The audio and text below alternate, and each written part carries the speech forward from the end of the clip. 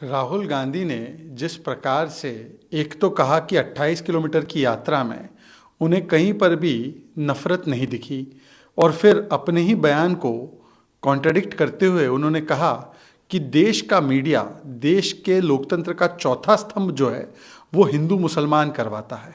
100 चूहे खाकर किस प्रकार से कांग्रेस पार्टी हज पर चली, जिस पार्टी ने सबसे ज़्यादा हिंदू मुसलमान करवाकर इस देश का बंटवारा करवाया, जिस पार्टी ने एक समय पर उसके प्रधानमंत्री ने कहा कि देश के संसाधनों पर पहला अधिकार मुस्लिम माइनॉरिटीज़ का होता है, जिस पार्टी की सरकार राजस्थान में बिजली तक को हिंदू मुसलमान में बांटती है, जिस पार्टी ने 84 का नरसंहार हो, हाशिमपुरा, मीरठ, मलियाना, भागलपुर, अहमदाबाद, मुंबई, जलगांव, मुजफ्फरनगर, इन तमाम दंगों में जिनकी सरकार रही, आज वो पार्टी जब मीडिया पर लोकतंत्र के चौथे स्तंभ पर हिंदू मुस्लिम करवाने का आरोप लगाती है, तो ये तो ऐसे ही हो गया कि अपना दोष किसी और पर डालने का काम राहुल गांधी करते हैं।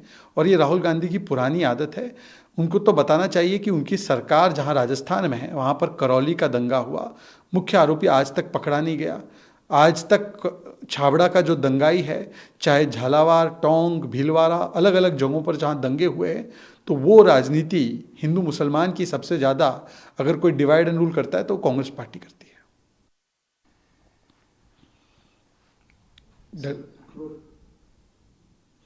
The Congress party is a party of unbelievable standards of hypocrisy. The party which divided this country on the lines of Hindu-Muslim, the party which continues to play the divide and rule card, the party whose Prime Minister once said that the first right of resources belongs to the Muslim minorities of this country. Dr. Manmohan Singh said this statement. The party whose government in Rajasthan even divided electricity into Hindus and Muslims is lecturing the media, the fourth estate of democracy, that it is doing Hindu-Muslim. On the one hand, Rahul Gandhi says that he has travelled 2,800 kilometers and he did not find any nafrat ki bhavna. That is right. The only nafrat that is spread is being spread by the Congress party.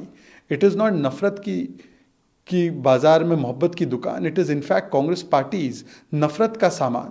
And we have seen that whether it is the 1984 genocide of the Sikhs, whether it is Hashimpura, Bhagalpur, Meerut, Maliana, Mumbai, Jalgaon, Ahmedabad, Muzaffarnagar, all these big riots took place under the Congress's watch. And therefore, for the Congress party to now attack the media, that the media does Hindu-Muslim, is like the devil preaching scriptures.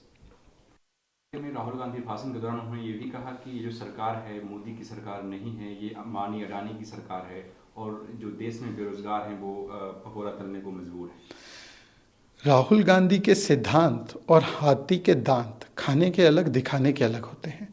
जब राजस्थान में राहुल गांधी की सरकार इन्हीं दो businessman के सबसे ज़्यादा निवेश को लेती है, 1,68,000 करोड़, जब वहाँ के मुख्यमंत्री अशोक गहलोत रेड कारपेट देते हैं इन्हीं में से एक बिजनेसमैन को और उनकी प्रशंसा करते हैं, भरपेट प्रशंसा करते हैं।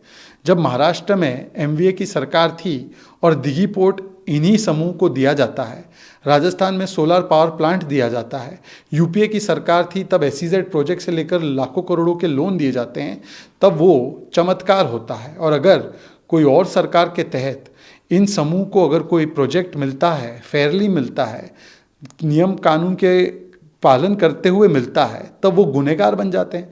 बार बार राहुल गांधी भारत के निजी क्षेत्र का, भारत के उद्योग का, भारत के एंटरप्रेन्योरियल स्पिरिट का मजाक उड़ाते हैं, मखौल उड़ाते हैं, अपमान करते हैं और दुष्प्रचार करके उसे बदनाम करने की कोशिश करते हैं। पूरी दुनिया लोहा मानती है भारत के बिजनेस का, निजी क्षेत्र का, परंतु राहुल गांधी उनको बदनाम करने के लिए फिर से एक बार एजेंडा लेकर नैरेटिव सेट करने की कोशिश करते हैं। और अगर इतना ही उनको परेशानी है इन दो समूह से, तो पहले अशोक गहलोत जी ने जिन्होंने इनको न्योता दिया था वो बताए कि अशोक गहलोत जी और राजस्थान की सरकार सही है या गलत है। राहुल गांधी सिद्धांत एंड हाथी के दांत खाने के अलग दिखाने के अलग. This means that the hypocrisy of Rahul Gandhi has no limits. When Rahul Gandhi's government in Rajasthan invites and takes investment worth 1,68,000 crores from the very two groups that he is mentioning, it is okay. When Rahul Gandhi's government in Rajasthan allots them a solar power plant project, it is okay. In Maharashtra, when they had a government of MVA and Dighi port was given to the same group, it is okay. In Kerala, a port is given, it is okay. In UPA, lakhs of crores of loans are given, SEZ project is given, then it is okay. But today, if any other state government or the central government allocates the projects based on norms, rules, regulations to the same groups, then it becomes gunegar, and what they do becomes chamatkar. This is the kind of hypocrisy Rahul Gandhi practices. If Rahul Gandhi truly believes that it is a Adani Ambani Sarkar and that Adani Ambani are crony capitalists, then why has he allowed Rajasthan government to allow their investment? Why does not he tell Ashok Gehlot ji that red carpet welcome should not be given to these same groups? This shows that Rahul Gandhi has only one agenda: to constantly undermine India and India's growth story. The world over is celebrating India's business sector, India's entrepreneurial spirit, India's private sector. But Rahul Gandhi has taken supari against India's private sector, India's business talent, and is therefore trying to undermine it once again.